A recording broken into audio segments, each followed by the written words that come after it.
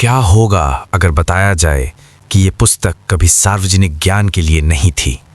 इसे पढ़ने की अनुमति भी हर किसी को नहीं थी। तुमने सुना होगा, इंद्रजाल में तंत्र है, मंत्र है, वशीकरण है, मायाजाल है। पर असली सवाल ये है, क्या सच में ये सब बाहरी दुनिया को नियंत्रित करने के लिए था, या ये तुम्हारे भीतर छुपे इंद्र को नियंत्रित करने का गुप्त विज्ञान था? इतिहास के पन्नों में इंद्रजाल का नाम कई रूपों में मिलता है। कहीं इसे जादू कहा गया, कहीं काला ज्ञान, कहीं राजाओं का गुप्त हथियार। लेकिन जो कभी खुलकर नहीं बताया गया वो है इसका असली उद्देश्य। क्यों कई शास्त्रों में माया को सबसे बड़ी शक्ति कहा गया? क्यों इंद्र को देवताओं का राजा होने के बावजूद बार बार भ्रमित होते दिखाया गया? और क्या यह संभव है कि इंद्रजाल असल में बाहरी जादू नहीं बल्कि मानव चेतना की प्रोग्रामिंग का एंशिएंट मैनुअल हो? आज जो मैं बताने जा रहा हूं वो सामान्य व्याख्या नहीं, ये कथा नहीं, आरोप नहीं, डराने की कोशिश नहीं।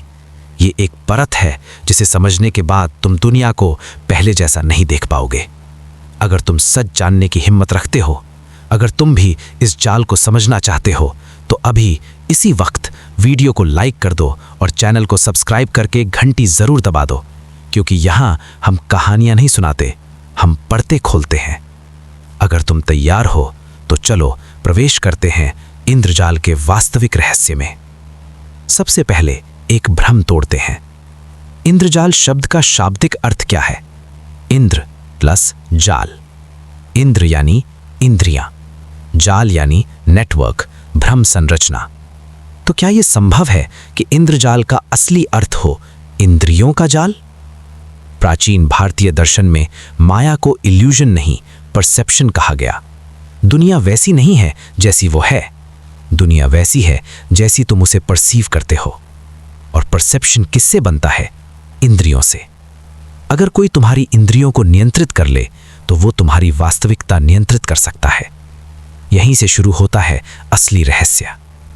इतिहास में इंद्रजाल नाम से कई ग्रंथ मिलते हैं, कुछ तांत्रिक, कुछ ज्योतिषीय, कुछ लोक कथाओं से जुड़े, पर असली खेल शब्द में छुपा है। राजाओं के दरबार में इंद्रजालिक होते थे, जादूगर नहीं, ध्यान दो, परसेप्शन इंजीनियर्स। वे भीड़ को भ्रमित कर सकते थे, नैरेटिव बदल सकते थे, डर पैदा कर सकते थे, विश्वास स्थापित कर सकते थे। आज के शब्दों में साइकोलॉजिकल ऑपरेशंस। अब सोचो, अगर प्राचीन काल में परसेप्शन कंट्रोल की तकनीकें थीं, तो क्या वे सिर्फ तांत्रिक अनुष्ठानों तक सीमित थीं, या ये सत्ता संरचना का हिस्सा थीं? इंद्र देवताओं का राजा, पर हर कथा में एक बात कॉमन है, इंद्र इनसिक्योर है, इंद्र भयभीत है, इंद्र को हमेशा सिंहासन खोने का डर रहता है।